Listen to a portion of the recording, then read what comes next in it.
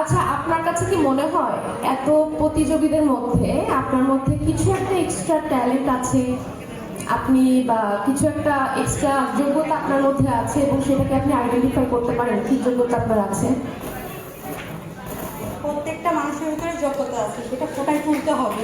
এখন আমার ভিতরে যদি যোগ্যতা থাকে সেটা ফোটায় তোলার দায়িত্ব আমার, আর দেখার দায়িত্ব আপনাদের।